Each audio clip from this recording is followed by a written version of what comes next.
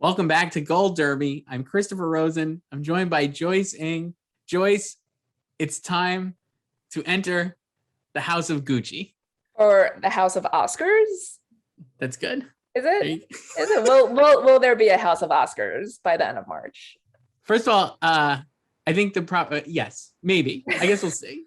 But we both saw House of Gucci. I feel like I saw it like 5 years ago, honestly. You were such an influencer. You saw it way before me, a whole week. I know. Hopefully I remember everything I saw like weeks ago. It wasn't that long. It was like 2 weeks ago, but yeah. I couldn't talk about it. That was the problem.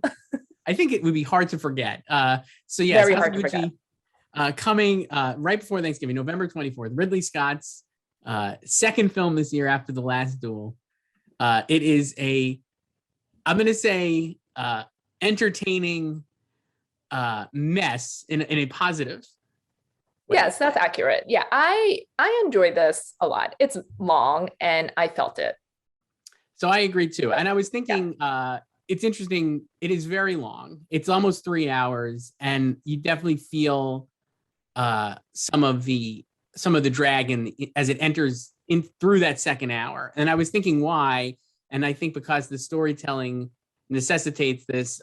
Lady Gaga is not in it as much in that there's like a midsection or a 3/4 section where she's just kind of like not in it as much, and they're doing more of the machinations of the family.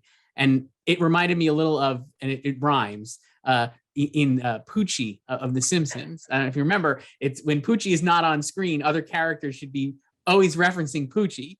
And when Lady Gaga is Gucci is not on screen, I was like, we should really be talking about Patricia Gucci here, because it just feels like she is the best part. And when she's not in it as much, the movie kind of drags a little bit. That was my take. Yeah, well, I think the other part of it is like, she's going to hire the hitman to kill Maurizio, Yes. So you're just kind of like waiting for that. But like the other part of like just all like that, the battle over like Gucci itself, like that is important. Like I read all about it before I saw the movie. Like so let's talk about I read all about it before like when it was announced like 2 years ago. So just like I knew like all the things like they had to hit, but it was like, yeah, they I don't know if they could have like cut that part out, but it's like they needed to cover that somehow. Yeah. So just to contextualize briefly, if you're coming in and you've just entered into this atmosphere and haven't heard of House of Gucci, it's Ridley Scott's new film. Lady Gaga stars as Patrizia Reggiana, I believe, right, is her name, who married Maurizio Gucci, who's played by Adam Driver, and who is the scion of the Gucci family.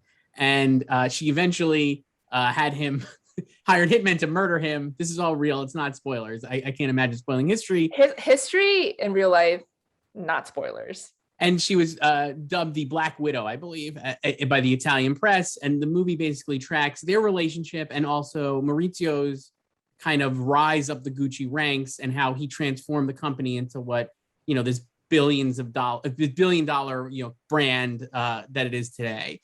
So it has a lot of like balls in the air. And it provides the entire cast with a chance to, the technical term would be go for it, I believe would be the accurate term, because everybody is just unhinged. They are like all in. And I would say they all understood the assignment, but in very different ways. That's exactly right. I'm looking for, I found a quote yesterday. I'm sorry. I'm Googling here while we're talking, but they did an Academy screening of this movie last week that was also embargoed until basically the embargo of analysis. And so today we're recording on Wednesday. It lifted Tuesday evening. So none of these are reviews. We're not reviewing this movie, but we are talking about it, as that's the line we toe. But this was Jared Leto, who is just he's a chic, is how he's wow. Gucci is my name too, is how he says it a lot in the movie. Joyce, I mean, honestly, I do love Paolo. Like, so Paolo is so basically the Gucci family was Jeremy Irons and Al Pacino play the Gucci brothers.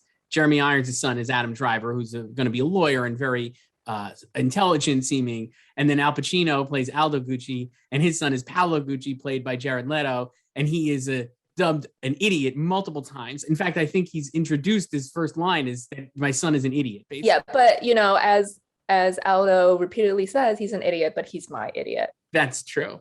And so this was Jared Leto in this Q&A about the movie. And this kind of, I think, goes with like everybody could fit in, but specifically Jared. He wanted to play Paolo on one condition. This is a quote. I quote, "I said to Ridley, I'd love to do this, but if I do it, I'd go absolutely effing crazy." And he did. I actually think he perhaps is underselling it. He's unrecognizable. He has the "It's a me Mario" accent.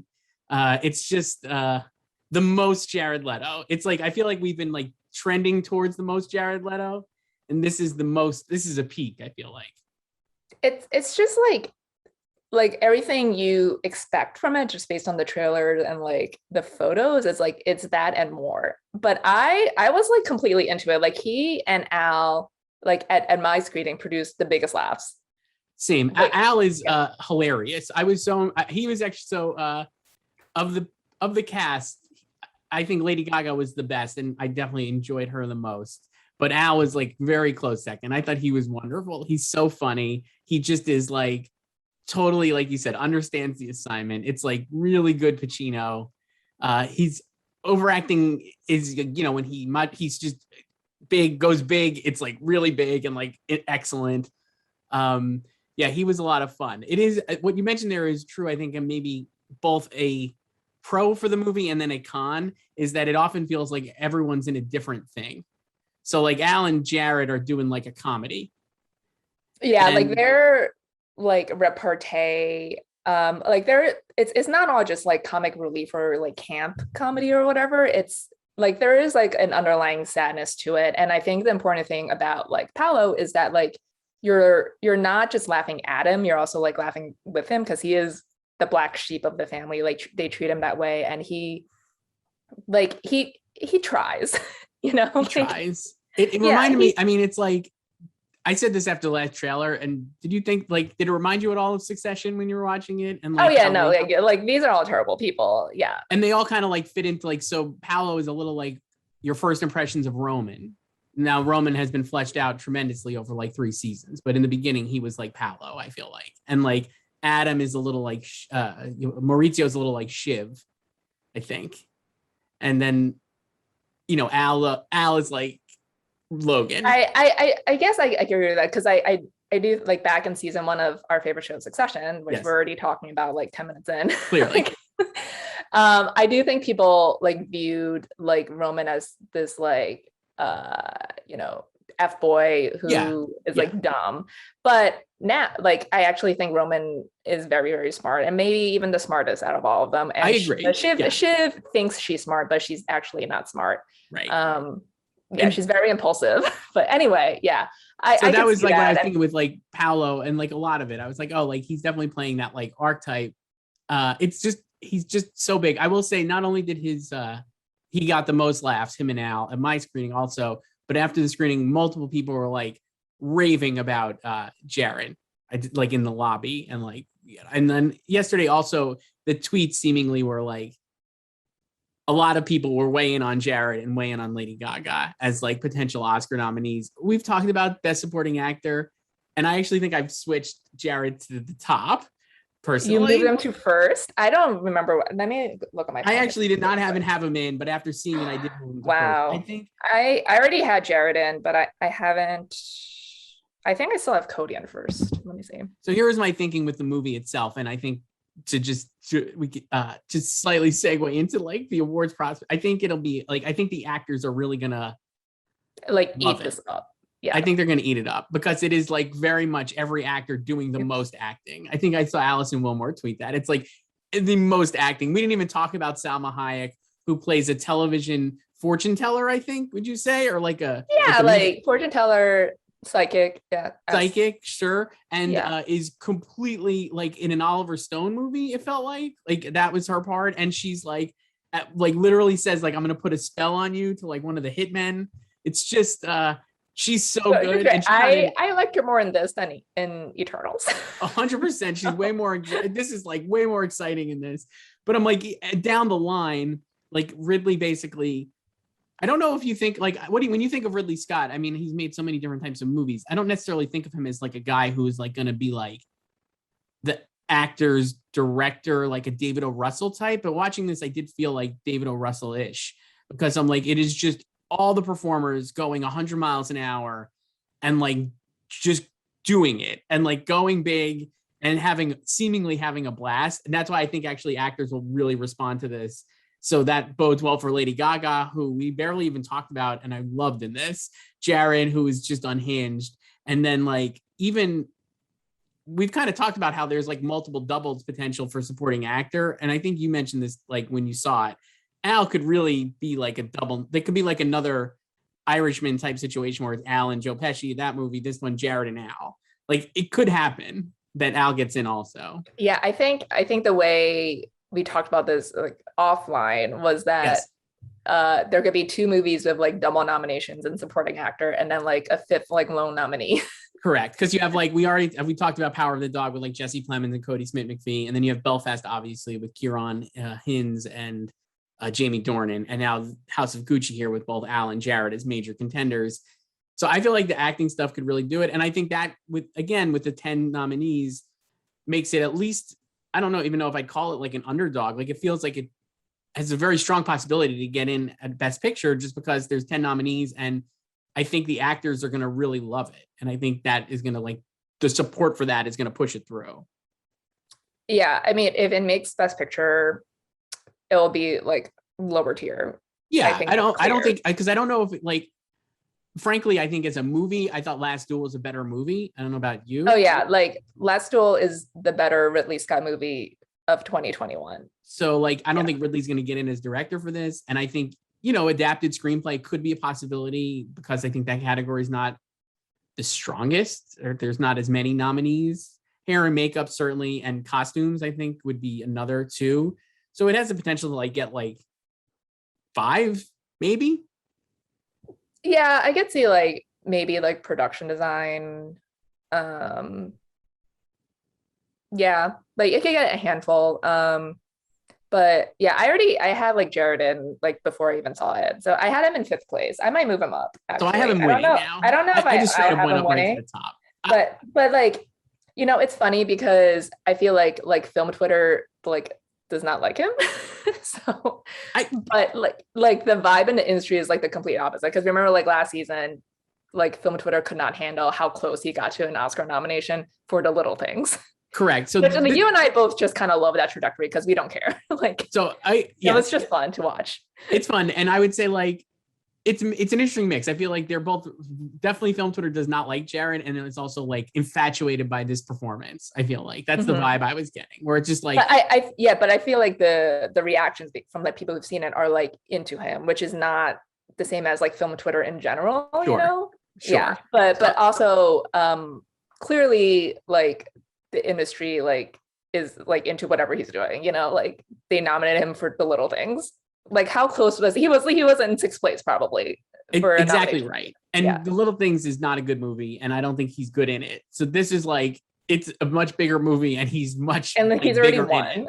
So like that's why I think he can win. I'll give you another quote here from this Q&A. Hang on, I wanted to see. There was a Pacino. There's a Pacino, oh, I saw that quote. Yeah. This is the Pacino quote. "You have no idea how mind-blowing it is when this guy, Jared, came in dressed as Paolo and stood next to me. I was new in Italy and I thought, who is this? Because he kept calling me Papa. Somebody, a sensitive person in the area, said, Al, it's Jared. I swear to you, I bowed to the floor. I remember I said, you are an inspiration. I can go on now." That's Al Pacino. That's like legitimately legendary Al Pacino. If they're both nominated, Al is voting for Jared to win. So I'm like, he's not voting for himself. So I do think that like it's a type of movie that could win. Like you said too, it's also like he does have the most comic relief. It's a very tragic performance because he's such an idiot and like he's like the black sheep of the family and a total failure and no one takes him seriously. And like his naivete and his like not this again, and they try to use him. That's the thing too. Can you spoil it? Like, right. It's like he's being used by these people and he only wants their love and affection and they just continually like use him and like abuse him basically. and it's like really sad. And like I think he does play that pathos incredibly well. And I say in the performance where he's literally like, "It's a chic," is that it's subtle, but I'm like, he does. I just want to say, for all like the crap, like the accents have gotten, like just, pre like anyone seeing the movie and stuff, I understood every single thing they all said in this movie, and I cannot say the same about other movies I've seen this year, where I'm like, what did they say? I agree with that. The other thing is with accents, a lot of times you're always like, none of these people are on the same page. And while I did say earlier that everybody's in a different kind of genre, maybe in this movie, the accents are all the same, cut from the same cloth. You know what I mean? Like everybody's doing that very exaggerated Italian accent. So it doesn't seem weird when you're watching it that Jared Leto is like, "Hey, I'm a Gucci." I know, but it is funny because, with like Gaga being like, "I was Patrizia for 9 months and I like really worked on my accent from this region because I wanted to like honor my ancestors." And then you just have like Jared just going like full like Mario. Correct. So let's talk Lady Gaga. So she the first review or first take I saw was Vanity Fair, which was like all about Lady Gaga. It kind of crapped on the movie, but was like, Lady Gaga is in, like, it's a great performance. She totally blew me away, I would say. I was like loving her in this movie. I loved her in Star is Born, but I think it's like that movie, you could argue it's like she's not really, it's like she's playing a version of herself. And this, I felt like she was definitely inhabiting a character. And I think the movie, like it's a weird, this is like not a review, but this is to me like one of the things I was trying to like untangle, and I definitely want to watch it again, is I'm not sure, how does the movie feel about Patrizia? Because she's obviously like in quotes a villain, but like I think Ridley loves her. And I think the movie actually like treats her as like not the hero, but like as like you're kind of rooting for her in a weird way. And I'm not sure if that's even the point, but I was like, and is that because of the movie or because of Lady Gaga is so good? That's what I kept like wrapping my head around.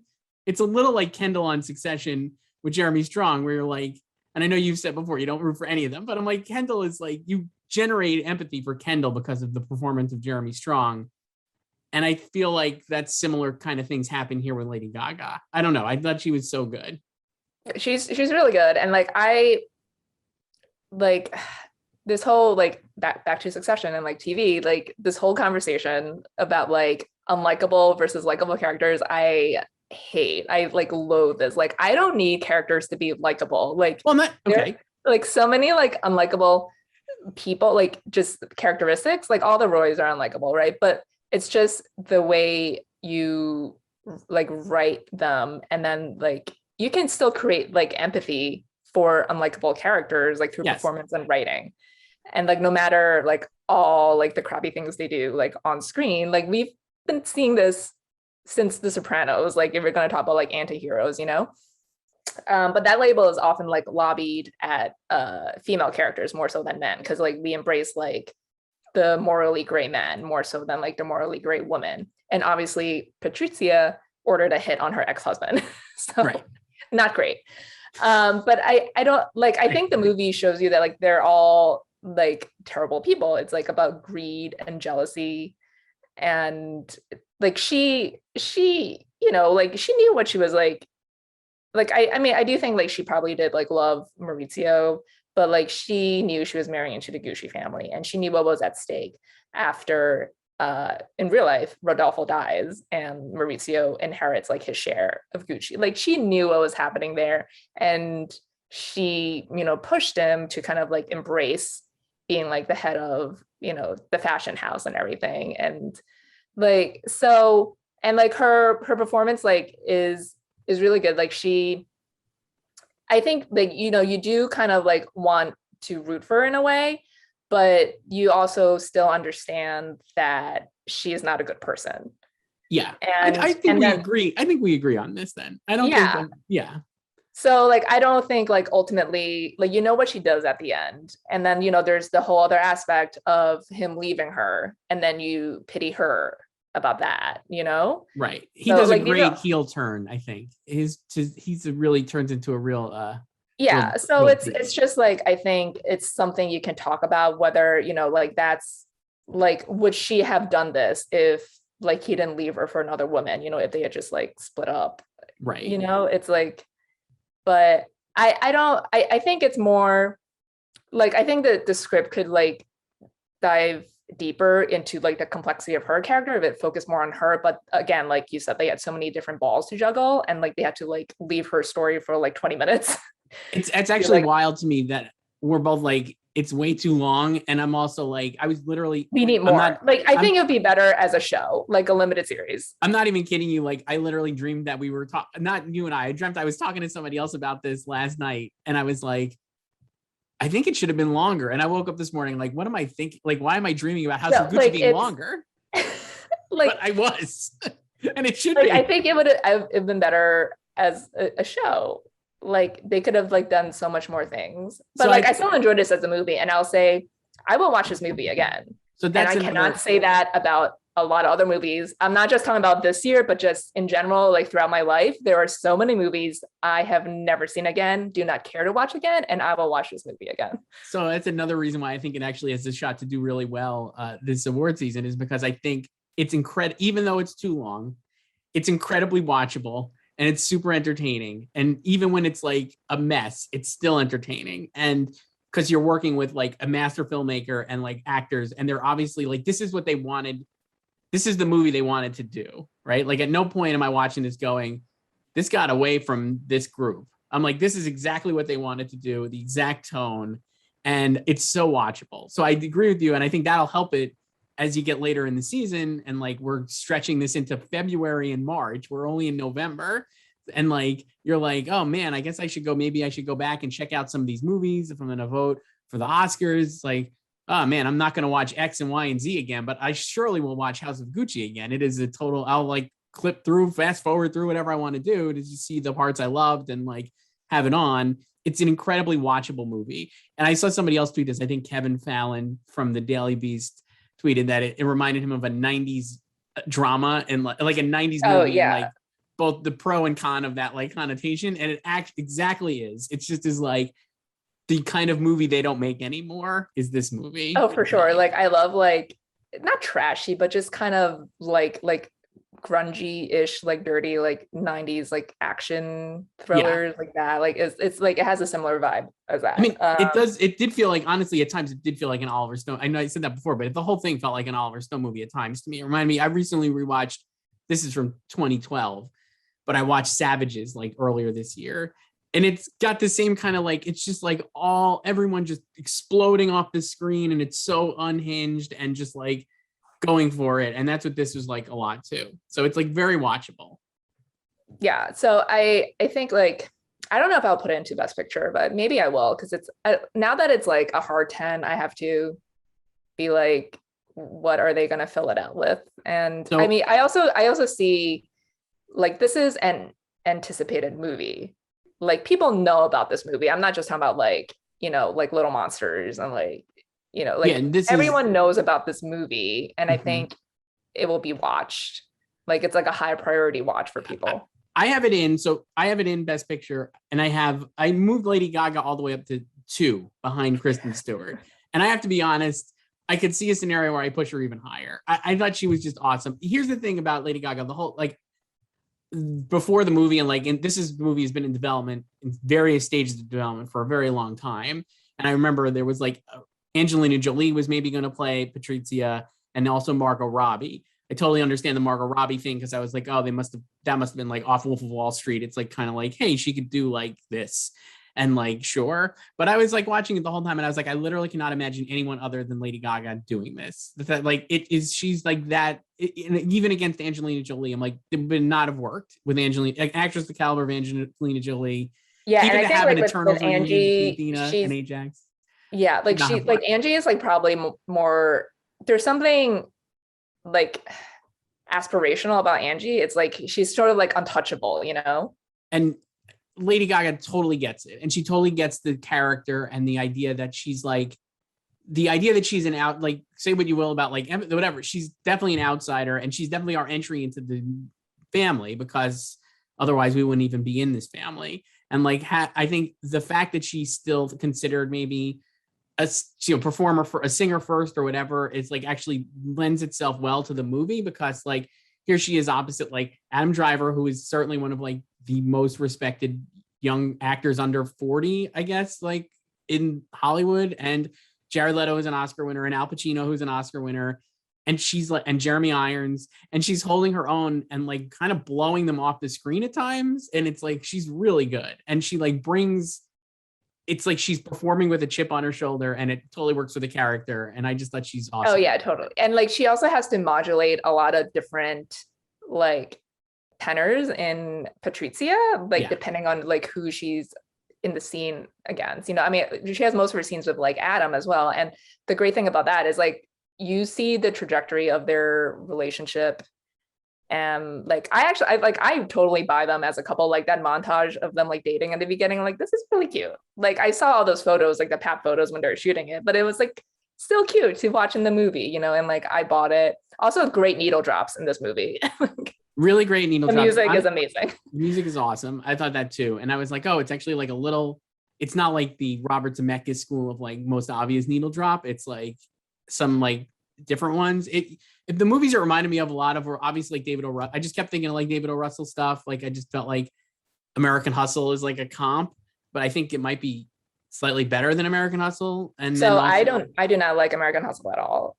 I like David O. Russell movies, but I did not like American Hustle. And a little like I, Tonya also, I thought.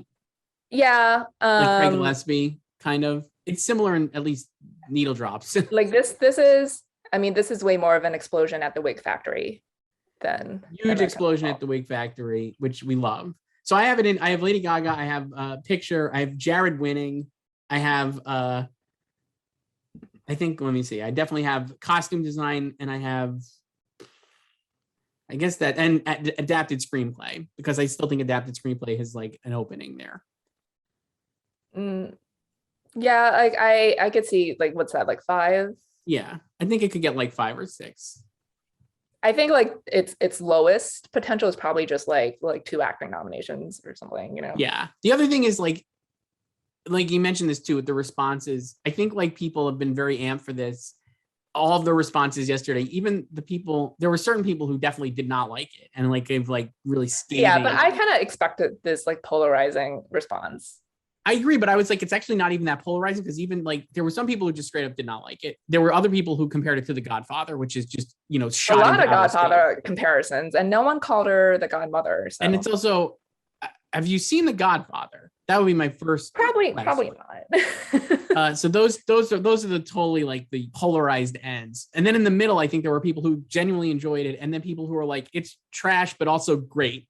And I was like, those are good responses. And I feel like the reviews will be pretty solid when they. Yeah, like this is like the response is like exactly what I expected. And obviously it's not going to be everyone's cup of tea, but this is like what I like wanted from the movie, I guess. Yeah. Like this is, not like pejorative in any way, but I wasn't like expecting like high art or anything. Like this is like a great movie for what it is. Like this is what I wanted out of it. So. And I mean, if you think about, again, like I'm not going to even joke that it could win Best Picture, but I will just say, compared to like a lot of the movies we have this year, it's like Power of the Dog, Belfast, King Richard are like 3 big contenders. Of those, like King Richard obviously has the Will Smith factor, and he's like a huge star, but none of these other movies have like this kind of like just star power and like watchability. Not even like is a value judgment on any of them. I'm just like, this is like all the stars and all the acting has been put into this movie. And that's like really cool. And it's like unique, obviously, to this season. And I think obviously movies now, because like when you see like this kind of collection of actors, it's usually in like a Marvel movie or something where it's like, oh, we're going to have like 10 awesome actors in a superhero movie, right? Like saw that with Eternals or Dune, where you have like 30 awesome people in it and they're all like in a sci-fi thing or like a blockbuster. And to have them just in a drama that is like, and it's just an adult drama. Is like good. That's why I think it'll separate itself out for the season. I'm sure we'll talk about this a lot more, Joyce. But anything else before? I mean, it hasn't even opened yet. I can't wait to talk about it more. Honestly, I can't wait to. Like the box office. I think I think it will do well. I can't even put a number on it, but like people are going to see this movie. I think they will too. But again, I have no idea nowadays what people even want to see or what they're seeing. It seems like it is tough to to judge on that. Before we move on to this week's new release, Belfast, just I wanted to pivot to Best Actress to continue. We both watched Eyes of Tammy Faye finally this week. We Our did. gal, Jessica Chastain. I was like, we talked last week, and I was like, oh, I'm gonna bump her out, and I can't imagine keeping her in. You had her in first. I had her in first, and I was like, oh, maybe I don't even think she'll get nominated because no one's going to talk about the movie. But having watched the movie, I was like, she's awesome in it. I thought she was like really good. Yeah, she's really great in it. The movie is not great. It's fine, but she's great. Yeah, like the movie is kind of like I would just say, like, I think like this script could have done more, like diving into like her character, and but she does a lot with what really she's good. Given. Yeah. So you got this, it definitely is surface level, but you have this really big transformation. She plays Tammy Faye Baker from like a teenager, basically, or like, I guess, a college student. I mean, I don't know how old she's supposed to be, to like an adult in her 60s. Totally believable in both fronts. I felt like, even if she doesn't look like 17 or 18, not anything against Jessica Chastain, it's just like, don't look like a teenager. But also back then, you know, like 30-year-olds, so like they were like 60, you know. And it's age is great. Weird. I thought the makeup is awesome. I think the transformation is great. She does so much. It's like, this is like a pro of her performance. And also one of the things I was like confused about the movie is that I feel like from scene to scene, you're not sure and maybe this is actually like gets to the heart of Tammy Faye, because I think in the cultural conversation, it is kind of like she doesn't fit into any box, because she was like obviously an ally for like the LGBTQ community, and like a lot of like putting AIDS in, like, you know, talking about AIDS and in like on like a Christian Empire television channel where that was not something that people discussed, and also is like kind of a joke and, you know, very materialistic and all these things. So the movie kind of is just like at times very sympathetic to her, and at times other times you're like making fun of her. She kind of like stays ahead of that in the performance, and it's like really great. I just thought her, like, the way she's able to, well, like, the movie also like gets ahead of that with like the opening too, of her explaining like her like lip liner and everything, and how really that was like really powerful and sad. And I was just like, oh man, she's like really good. And she also, get Jessica Chastain a musical. That's what I was thinking. She sings so much more in this than I expected. a lot of singing, and like really good voice. She's very impressive. Yeah, no, it's a great performance. And I like last week, I as you know, the two people who watched this saw, like, I dropped her for Lady Gaga. And I don't know if I'm gonna put her back or not. I don't know.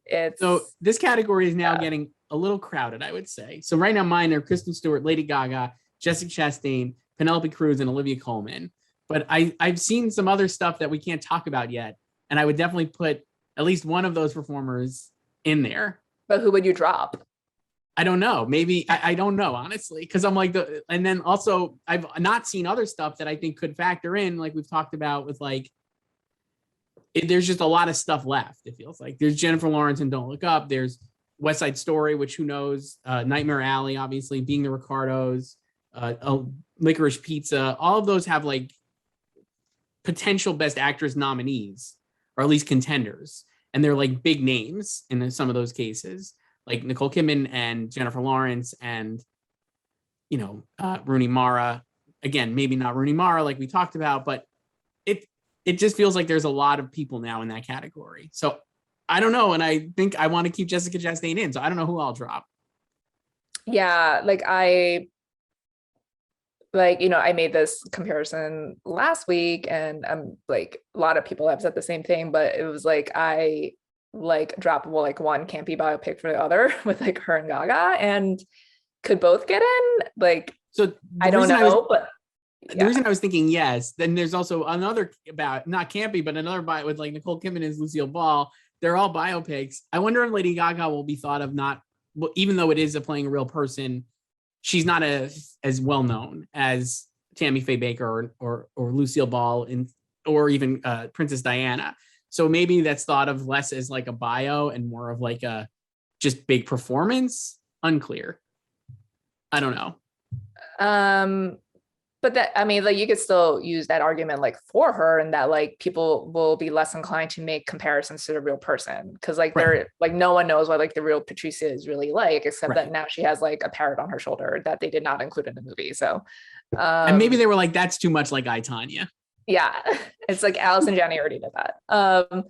So yeah, I think like if you're just comparing like Gaga and Jessica, like I would say Gaga's advantage is that like her movie will be seen. I mean, Tammy Faye has already been released. It came out in September, probably too early. I think like it would have done better, or it would be better for Jessica if it were being released now, you know, because now it's like coming on digital, yeah, and like it didn't do that great at the box office either. So, but like, yeah, she like all the raves and the support around the movie is like centered on her performance. she's great. And the one thing I will say that's going for it too is that we both watch it on screeners, so they're clearly like pushing it already, right? Like we got like a digital screener of it, and I think they're gonna hopefully we'll keep that kind of like keep it in the conversation. And yeah, I think as people watch it, they'll say like, oh, she's really good. I just think it's like she's undeniably good in it and very captivating. And like we said, like she's a performer who came out like exploded out of this box like 10 years ago.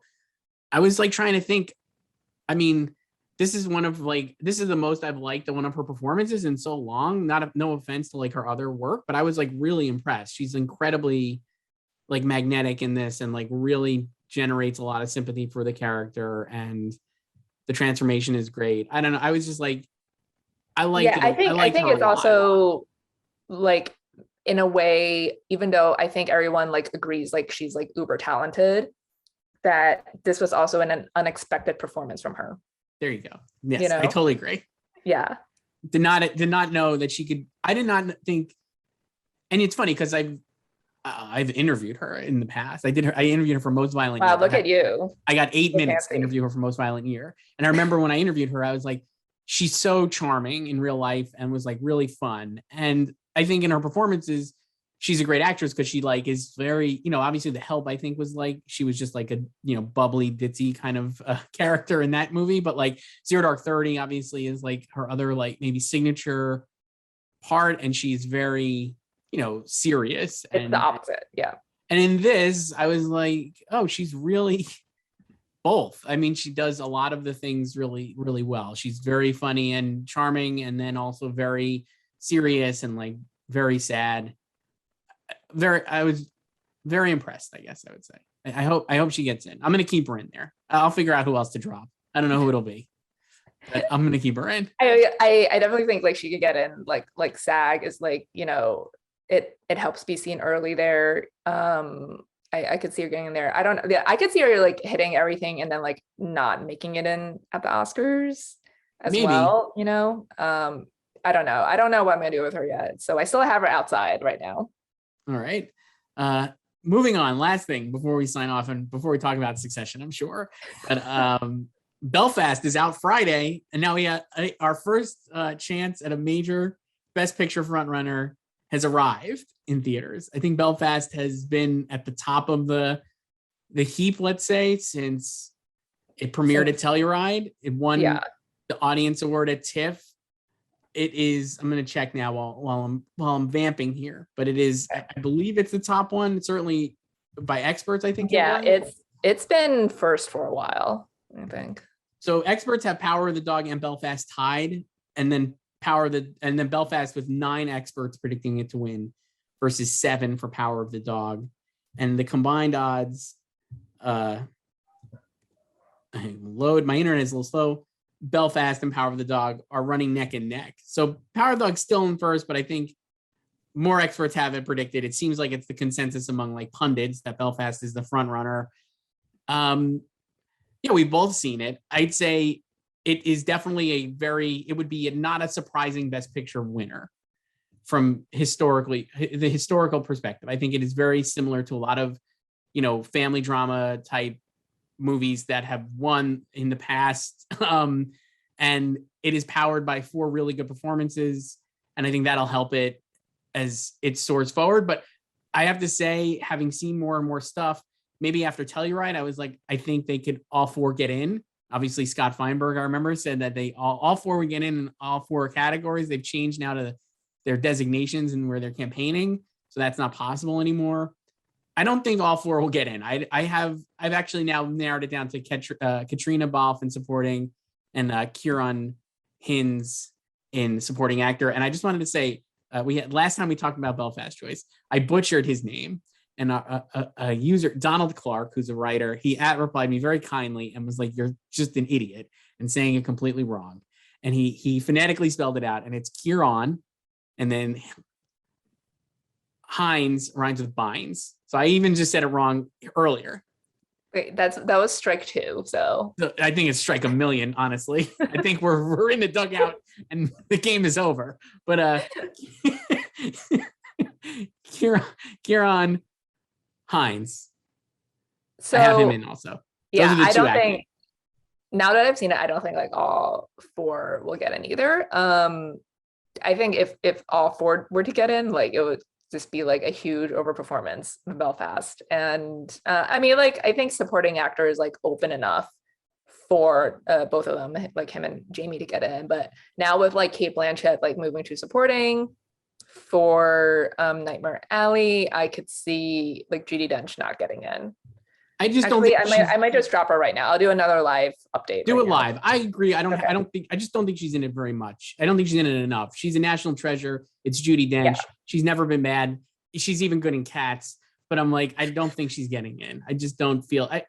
It feels like there are too many other bigger performances. And I know. And like, I mean, obviously we haven't seen Cate yet.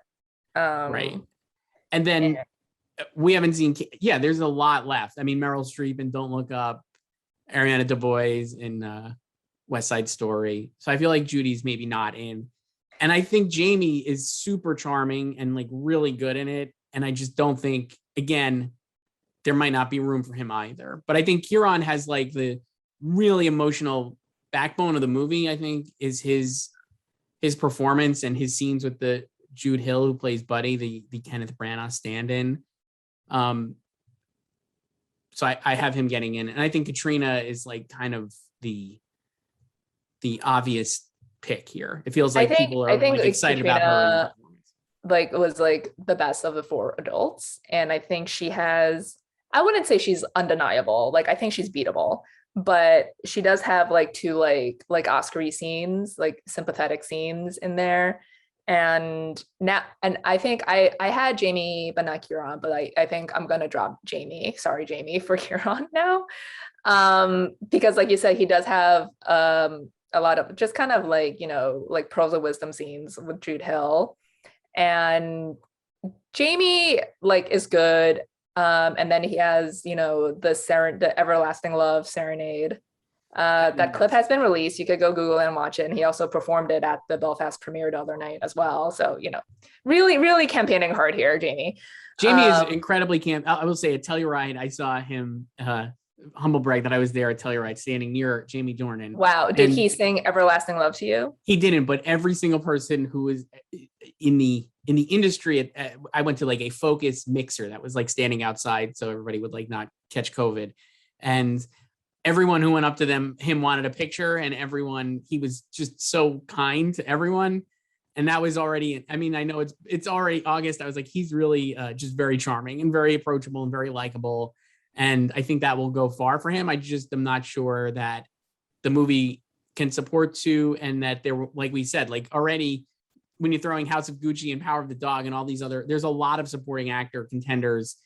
And it feels like maybe this is a Jamie Dornan performance where it's considered, hey, you're more than we thought, rather than like, we're going to give you a nomination. You know what I mean? Like, I think if people have only thought of him from 50 Shades, that's maybe mistaken.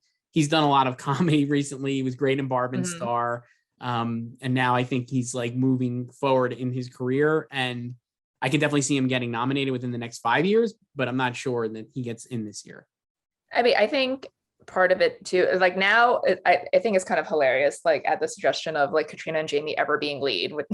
It's like, I know they don't like, screen time's not everything, but they don't have to screen time, neither of them, because also like part of Jamie's story is that like he is away at work in England, and then he just comes back like every 2 weeks.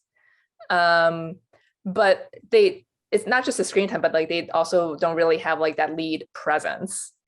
And Right. like the movie is really about Jude Hill, Buddy, and it's like told from her perspective. And there's like, I don't know if you remember this, but like one scene in the very beginning, it just really like established that. Like they're in the kitchen and Katrina and Jamie are having this conversation and the camera just stays on Jude Hill. I'm not even talking about like one exchange between them. It's like a full on, like, I don't know, 30 seconds, like 60 seconds long conversation. And the camera is static on Jude Hill. It's the complete opposite of that Bohemian Rhapsody scene when it's just like cutting back between everyone. So it's like you don't even see these two adults like talking to each other. You just hear them. And yeah, like all the interactions are like always like in relation to Buddy, you know? Right. It's So, definitely like they're both very much supporting. right. It is all through his eyes. I guess the questions would be, and I have not done this. I've seen some people do this. Maybe, is there a campaign for Jude Hill in Best Actor? I don't see it, but again, he is the lead of the movie. And also, does Belfast need to win an Oscar in acting to win Best Picture? What do you think about that? Like we've seen, obviously, like Parasite won without it, but even last year, like plenty of movies have won. But I mean, well, so Parasite didn't get any acting nominations, right? So Belfast is going to get acting nominations. Right. I think everyone agrees about that. I think it would be surprising if it doesn't get an acting nomination. So yeah, like it can win without an acting nomination. I guess it's like, well, an acting win. Or acting win. It can win without an acting win. But I guess it's also like, what else would it win? I think everyone is assuming that Katrina would be the acting win, right? Like it will be like a Green Book or like a Moonlight, both with Mahershala. But both of those also won screenplay. And I don't know if it's gonna win screenplay. So that's another problem. Would be original screenplay, obviously. Again, that category kind of, I don't want to say crowded, but there are a lot in there. Let me load it up. Let me spell screenplay right as I'm doing this. This is fascinating. Wow, how did you spell it? Like without an N? Oh, okay, cool. Seems good. So Licorice Pizza is currently like leading in the odds, Paul Thomas Anderson's movie, which a lot of people saw this week, and I will maybe see this week also. Sorry, Joyce. No, I can't see it yet. Belfast, Don't Look Up, Adam McKay, a past winner. King Richard rising in this category. Mass, The French Dispatch, Come On, Come On, A Hero, Parallel Mothers, and Being the Ricardos are the top 10. So there's a lot of big heavy hitters there, and I think it depends on how, like, Being the Ricardos and Don't Look Up are former winners here, that Aaron Sorkin and Adam McKay very easily could get in if the response to those movies is big. And then also you have Paul Thomas Anderson. King Richard is a Best Picture contender. I mean, I could see Belfast both winning and not even getting nominated here, honestly. I think I'll get nominated. I think it would get nominated too, but there are a lot of screenplays, and it could. Yeah. It is both. Obviously, the driving force of the movie is the screenplay that Kenneth Branagh wrote, and it's so autobiographical. And also maybe when you're thinking of the movie, I think you're going to think the cast, the photography, the performances, the overall picture, and maybe the screenplay kind of keeps getting pushed down the list, and then do people like vote for other things? I don't know. Yeah, so I mean, I have loved like most of the winners in this category, original screenplay, of the last decade. I think we've talked about this. You could probably figure out which one I didn't really like. So I don't think like the screenplay is like it's fine, but yeah, like you said, like I don't think that's like the top thing like people talk about when they're talking about this movie. So I guess like if like Belfast is like the front runner and it is going to win Best Picture, and people are just like head over heels, and like there are a lot of people who are like in love with this movie. I am not besotted with this movie like they are, but they could check it down the ballot if that's the case. But I also feel like, based on some of these like reactions to like Licorice Pizza, like maybe this is finally like PTA's time to win. Like if he's not going to win director or picture, like, this like screenplay is like the consolation prize. Right. I mean, it could very well, it very easily could. You'll recall Sid Ganis at Telluride said Belfast was best. Yes, I remember that quote. Yes. So very vividly. So I feel like he's the former Academy president. If you're watching this and don't know, I feel like that this is the type of movie that will play really well to the older members of the Academy. And I think that makes it its front runner right now as well. I guess the only questions I'd have is there any, so with Belfast, what could beat it? I obviously our users and people think Power of the Dog is like a legitimate contender. It certainly will be the critical favorite, I think, over Belfast, no matter how good the reviews for Belfast are and have been. Power of the Dog reviews are like, euphoric. It's definitely one of the most well-reviewed movies of the year. And I imagine it'll rake in the critics' prizes as we get towards the end of the year. I'm still on King Richard as like a major audience play and like a very likable movie that I think people will enjoy. I'm not sure what the other major factors for Best Picture will be. I'm not even sure we know based on how we have to see these later movies perform, right? I mean, Yeah. But so far of stuff that has screened widely, like those are definitely the three. I can't, would you put anything else in the conversation besides Power of the Dog, Belfast, and King Richard as a possible winner for Best Picture? I mean, right now on today's November 10th. Yeah. No. No. But so it's I think, yeah. Like right now, that's the top three, I would say. And I feel like the discourse around like each of their like winning potential is that like obviously Power of the Dog is like the rave like critical favorite. Like it's probably gonna have like the highest like Metacritic and like Rotten Tomato scores if you care about that type of stuff. And it'll probably win director. We haven't even talked about like Kenneth Branagh and like director, but like Jane Campion is like the front runner there. So are we gonna get another split?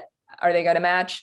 And then it's funny to me because I think the King Richard and Belfast conversation is about them being crowd pleasers.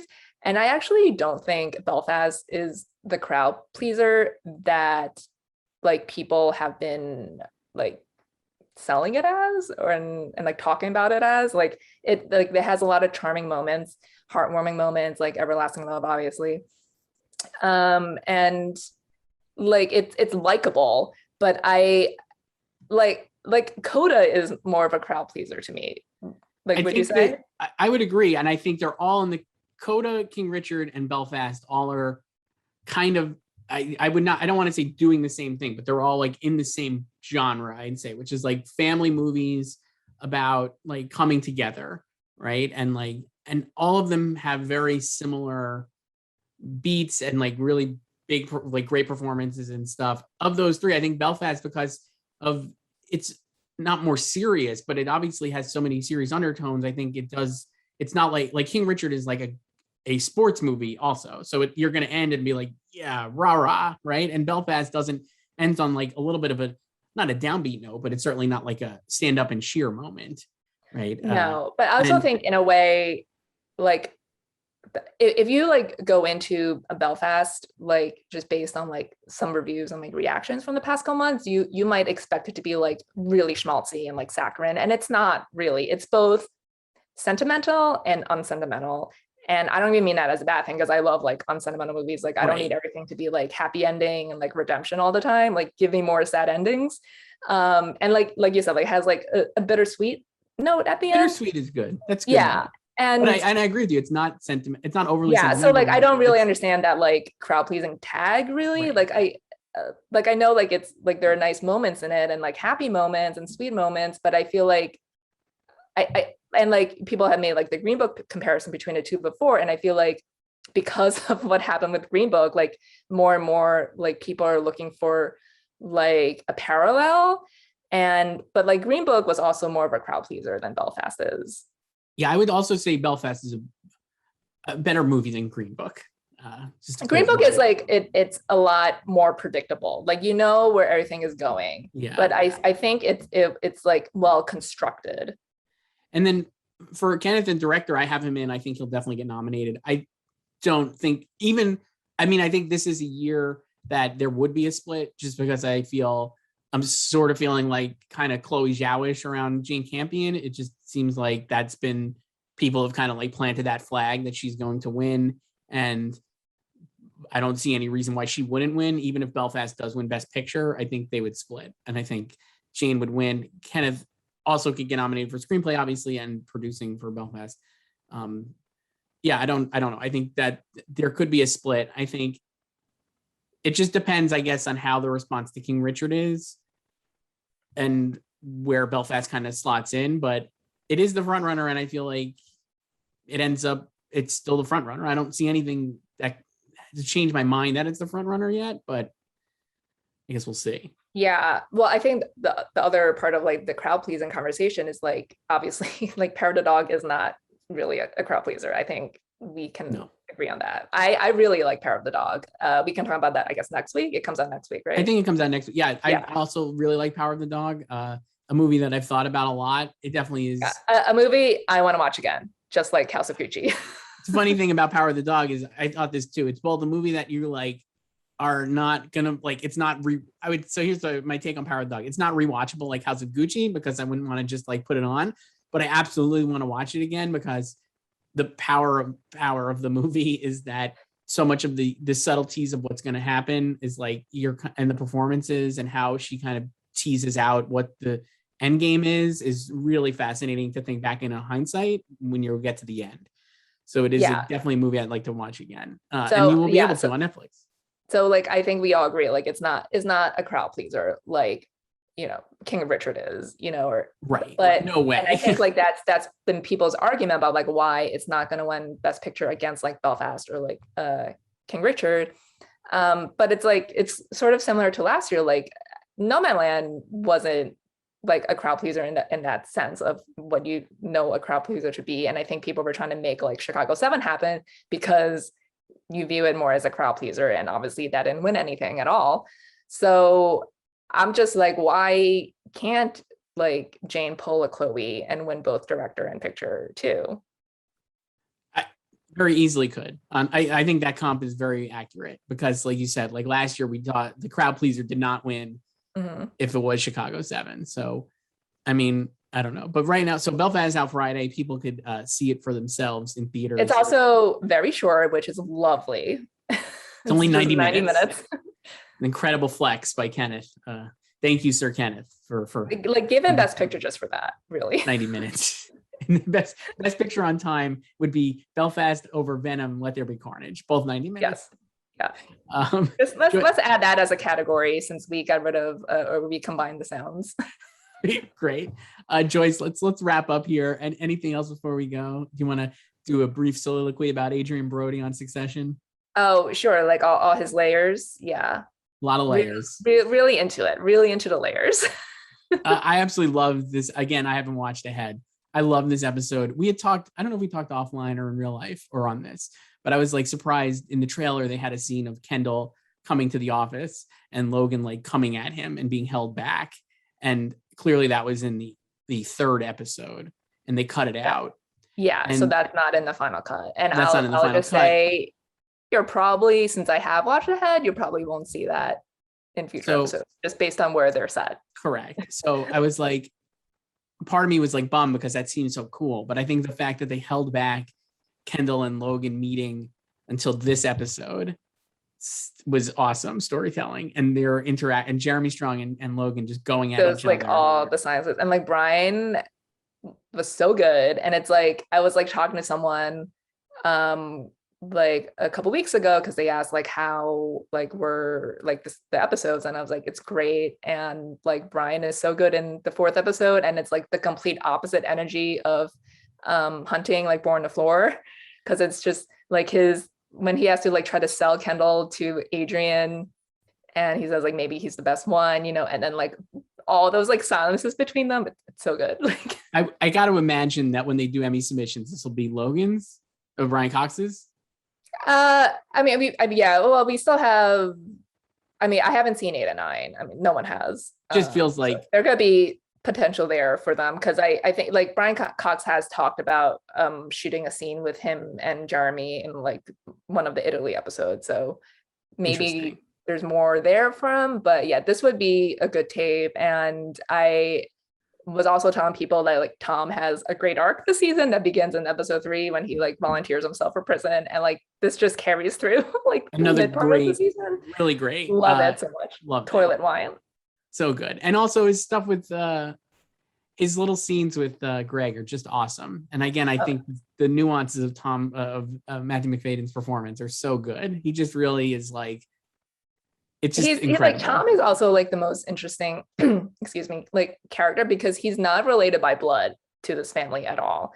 So he's always trying to like manage like his status and like his rankings, like where he is, like he married into the family, obviously, but it's this like passionless marriage, as we know, you know, and like his wife is his boss and she's trying to assert herself and like boss him around and like flopping hard, especially with like Carl.